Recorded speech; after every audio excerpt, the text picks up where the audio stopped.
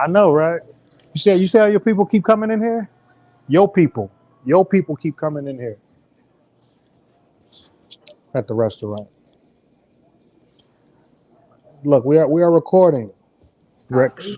I see. We are recording. I see. Uh, yeah, we are recording this conversation. We have an awesome, long time friend, colleague. Little homie. We're gonna get into all of that. Um, Wanted to have a conversation about not only Hollywood and Black Hollywood, Hmm. but the career. I'm saying Dimitri, Mimi Ricks, is sitting here with us. Yes, We're having this conversation. I am Um, here. we met many moons ago. You know, I don't care about saying when, but I'm gonna go ahead and Hey, I don't care either. oh, for what word? We're You don't well care over either. 20 years ago. I know I Well, don't look that old, you but don't you don't look that old. It was well over 20 years ago. If people go ahead and do the math, it's like we were at the Nutty Professor 2 movie after premiere, party. Hollywood, California. Yes, You yes, know, yes. for whatever reason, I've always thought I was like so much older than you, like so much older than you. But Came in just like, hey, I'm gonna boss you around and tell you what to do. So you just that energy. That's why. But I right, received it. I received it. I'm just saying. So it was cool though. At that particular time, you were hold on. So you were out of school. You were at the end of school. You were No, I was still in school. interning. I was at the end of school. I was in LA interning for the summer, me and a couple of friends from Alabama. I was there interning and learning about life and what it is to really work in the entertainment field, and was Like, able to go to that premiere and after party and ended up that standing beside was this gentleman. He started schooling me. that was a big deal, and so it was. No, it was an exciting time. Yeah, I really appreciate thinking about that particular moment, and just getting exposed to just the overall journey. Because at one point in time you were just out the interning, you end up making your way back out to LA. We exchanged information, we did. at the We did. event. Um, and I was like, man, I think I have like a mentor mentee situation here. And at that particular time, so what even brought you to Hollywood? What made you think that coming from Alabama, you had these aspirations to make your way into the television and film industry? Well, that time was just exciting. I've always known what I wanted to do. I knew I always wanted to work in entertainment. Exactly what I didn't know at the time. I thought, well, maybe a casting director. Didn't know. Knew I loved TV, film, and wanted to be a part of that world.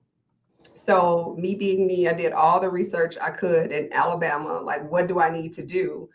And interned in LA. So, I ended up just sending out probably hundreds of resumes and phone interviews with different companies and certain people. When I got on the phone with them, they would die laughing because I was so country, like, say it again, oh my gosh, but yeah, ended up getting an internship with MTV.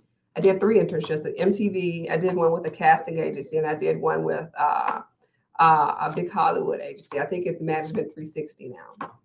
I was one of their first interns ever.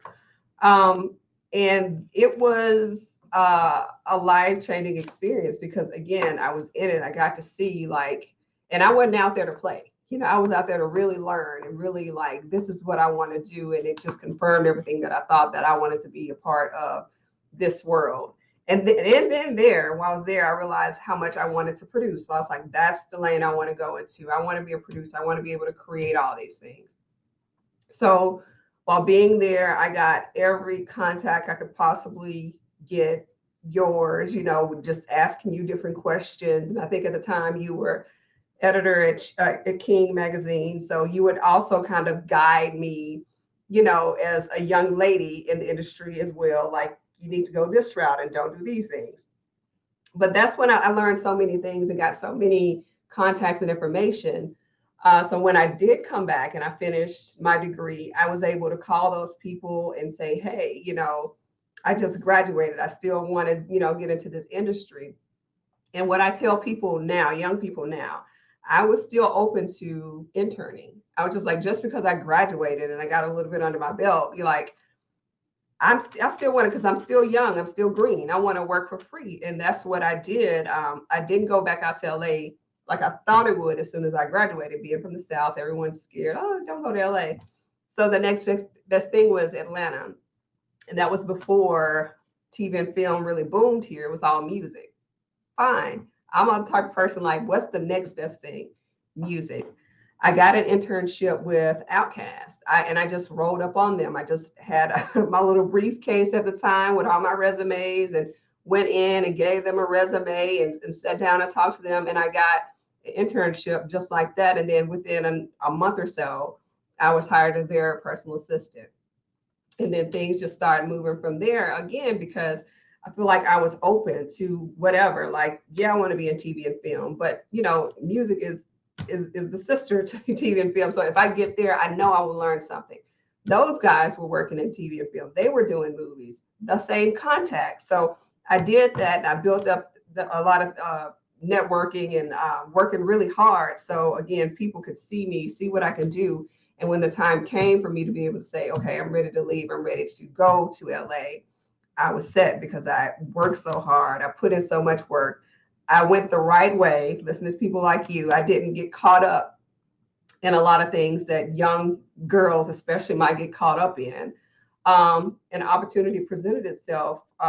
Will Smith, he was looking for, it was still in music, but he was looking for a studio manager for his studio. And I was just like, that's my way in. And Andre was, I will absolutely help you, because again, he saw what I would do, and I would come in and I would work and I wouldn't get caught up everything, and I work hard. And I got that internship. And I never forget when I told Big Boy that I was gonna leave or whatever, and he set me down. He was like, the one thing that I can say about you, he was like, I love that you never got caught. I never heard anything bad about you. You never got caught up in, we got all these different people walking through the door, and, cute young lady, like, the rappers and all that, they would, flirt and things like that. And I would just, keep it cute, but keep it moving. So that always stood back in the back of my head as well. Like, okay, see, it pays off not to get caught up. So left there, went to LA, started managing studio for Will Smith. And that just opened a whole new world, because again, it's still music, but the people that came through that door, it was a lot of actors that wanted to sing and rap and all that kind of stuff. And then it taught me how to actually on my own manage a facility. And I feel like that's a great skill to have, especially when you go into TV production management and things like that, because it was all me. So I did that for a while, and it was great. But then I started saying, like, okay, I got this. I know how to do this. I came out here to grow. I came out here to feel a little uncomfortable. I'm very comfortable where I am. Like, I can do this in my sleep. So again, what I always tell people is, don't look at like, oh, I've done this, so I should do this. I saw openings going back to MTV, where I interned, places like that, for receptionists. Now, I'm a manager. I'm going to take that receptionist position, because guess what? I'm the first person that everyone, and this is when MTV was MTV, it was popping. Everyone that comes through that door will see me. They have to interact with me. I touch everyone in this building, in the Viacom building in LA. It was Spike TV, it was Nickelodeon, it was Comedy Central, it was VH1, all that. That was all me. So again, being there for 6 months to a year, and me being me, they called me the little Jamaican. I didn't know what it meant at the time, because every time I didn't know what it meant. Every time something came up, I jumped in. I was like, I'll do it. So I was working with every department. And then that's kind of just when I branched off and really got into my lane and learned a lot about, freelancing, producing, casting, everything you could think of. I learned it at MTV. Nah, that's awesome. I mean, it's just so many nuggets. There's so many nuggets. First of all, you're welcome. You're welcome. Now you initially thought that it was.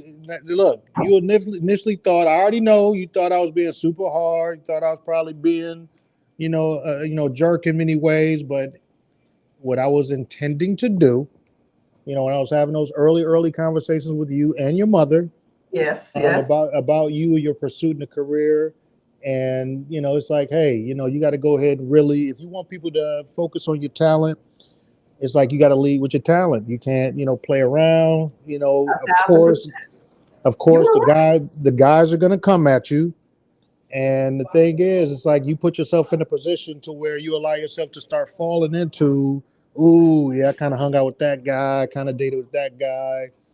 It's just it's a slippery slope you do not want to put yourself in a position to fall in. And me being on the other side of that, just seeing how guys think, see how guys act and react, that's one of the first things that I definitely want to instill in you and share with you. It's like, yeah, you know what I'm saying? You could, you may have come out here, coming off campus thinking like, oh, I'm the flyest thing at the school, flyest thing in my city. You come out to LA, it's an even playing field. It's like Exactly. Exactly. all the hot girls from everywhere are here.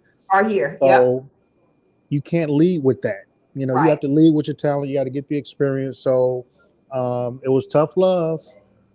I don't But know it how harsh it may have came across, but I promise you it was tough love. So it feels great now to just see like someone like you evolve, to see like how your career has grown, and you just continue to rise, and now being in this VP position over at Georgia Public Broadcasting. I mean, it just warms my heart, just to see the oh, journey, to see the persistence, and see how we both landed here in Atlanta, and how you're, just continuing to win. Um, and like for you, so what were like some of those points though when you started to really see the progression as you start to make your way back into the television and the film space. so what I learned, I know one of the last things I said was I started to do a little bit of everything. So at MTV, when I said I was a receptionist for a while, and then I said, okay, these different things are popping up, so I can go over here and work with production for a little bit. And then I work with casting, and then I work with, I don't know, with Nickelodeon doing some things. I was doing a lot, and then even when I left there, excuse me, please, hey, Piper, I'm sorry, so sorry. It's all good. When I left there, I was still doing a little of the same thing. I was, freelancing where I was working on award shows, doing which, I still have a love for that. I love live events and I still, dabble in that. But I was doing a lot of things. When I moved back to Atlanta, working on the Monique show. You and I both worked on that show, doing a lot of things. I was doing a little bit of everything. But what I started to realize is I had, because I was working on so many things, I didn't master one thing. I was like, I have to figure out, like, yeah, people would call me with like, hey, I heard you can do this. And I knew a little bit about everything, but I felt like I hadn't mastered that one thing. What is it that I can do this with my eyes closed. So I started pulling back on all these different opportunities. Opportunities are great, but I started pulling back a little bit. I was like, I need to really hone in and figure out, because you always said, I want to produce, but you still hadn't gotten to the actual producing. You're still just, you're doing these different things because, people are offering it to you, it's a great experience, but what are you mastering? So that's when I decided to step out of the freelance world full time and work, just on mastering, like being a producer. And that's when I came over to GPB. And it's an amazing place. And it was a place that I didn't even know when I got here. I didn't know it existed. I came over here. I was working on a reality show. I was a associate producer on a reality show, and I came over here because we were shooting over here. I was like, wow, the facilities here. We have 7 sound stages, 2 control rooms. You can go live. It's so many things that we can do here. That the infrastructure is great. The people are great, and I didn't mind being able to have a regular life. Freelance world, you're working 6, 7 days a week, 12, 14 hours a day. Well, I can still do what I love, hone in on these production skills, and have a life. So that's what I did. And I've been here 8.5 years now. And one of the things, again, I go back to the thing I tell everybody, be open. Be open to anything. When I came, again, like remember, I was producing out in the freelance world. I was production manager, producing all these things. Job, the only thing that was open when I found this place, I was like, hey, this is where I think I want to be, was a coordinator position. I said, I'm going to go get that coordinator position because all I need to do is get my foot in the door and I know what I can do. And the VP of production that interviewed me, when I went in, I literally told him, I was like, I want your job. I want to sit in your chair. This is eventually what I want to do. And he, for whatever reason, liked that. He liked that openness, like, yeah, once you are out of here, once you retire, whatever it is, I want that position. And 5-6 years later, I'm in that position. I am now the VP of GPB Studios. And I have now grown in, the world of producing and, have been on some amazing productions and, things like that. So, yeah. You're on mute. Dang. Yeah, that's crazy. That's crazy. That you went in, spoke that into existence. For people that don't know, I know for me, when I think of GPB, it's the same thing. You think of Georgia Public Broadcasting, you think of, public access, which a lot of that is going on there. But I know when I got introduced to that place, I think the first show, I probably did like 4 shows over there. First show was probably, Being Mary Jane. Yep. With BET, we did the like the pilot movie. A lot of those, like the TV station scenes were there. I did Second Generation Wayans over there, Black College Quiz. Yeah, it's just it's so much going on. And that's So that's what people don't get, that when people hear GPB, they think that we're PBS, Georgia Public Broadcasting, but it's two entities, I would say. So on the top level, of course, it's GPB, where we do all the programming you see on PBS, but our studios, that's when we bring in all these external clients. And that's what I do. And that's what I absolutely love doing. So it's all the shows you named. It's every court show you can think of, divorce court, paternity court, Hulu shows, Netflix shows. We're having the new Superman movie shoot here. And it's everything from where a client like the Superman movie might just want the space, or it goes to another client. We just had Hulu here where they want us to come in and they want us to crew everything. They want us, people come in, I want you to produce it. I want you to crew it. I need the space. I need everything. So it's everything you can think of that we do here in these studios. And again, it's with all these, major clients, all the things that you hear about that are shooting now in Atlanta. About 80% of them shoot here at GPB. Yeah, that's wild. Now, give people another, idea. You talked about the court shows, but American Sesh is something obviously huge, project with Pinky Cole. Talk about, American Sesh. Talk about like some of the other projects that not only are filming there, but other projects that you're working on. No, Funny Marco's over there doing. Yeah, Funny Marco shot his show here. American Sesh with Pinky Cole is absolutely huge. Everyone loves it.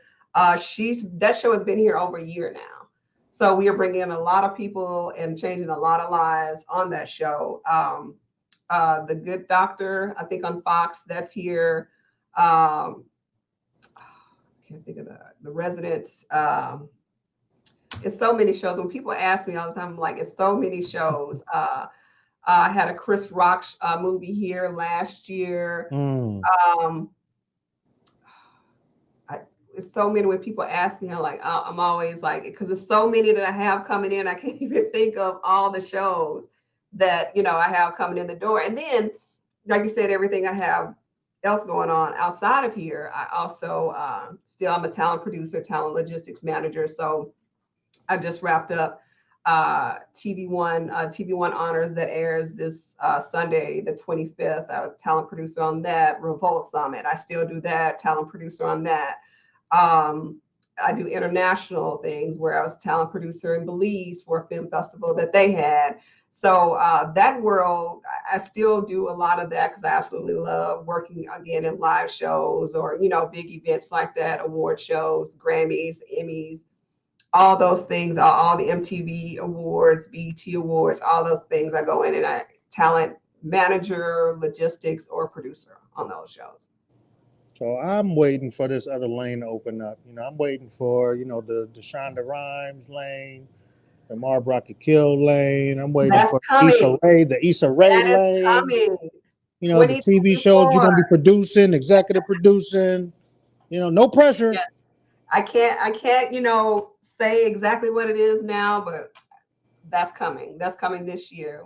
I've been working really hard on a lot of things that I think people are gonna love, gonna be great. And again, that has always been the goal. You're on mute. You're on mute. Hello? I can't hear you. I didn't touch anything. Can you hear me? Oh, he's low. Just turn it up. I can hear a little tiny voice. I don't hear anything. When I heard your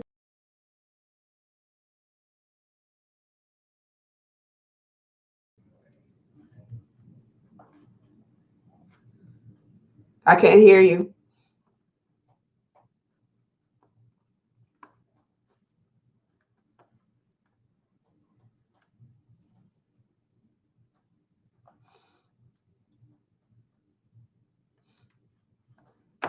Can you hear me? Yeah, I can't hear you.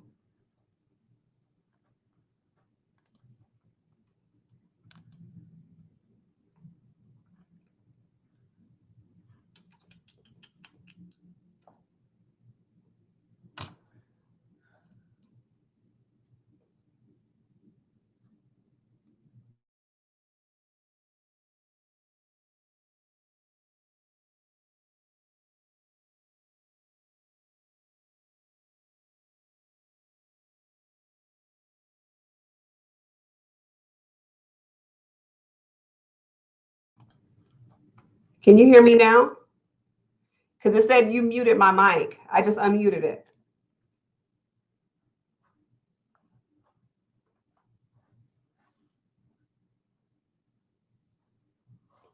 Well, this was good.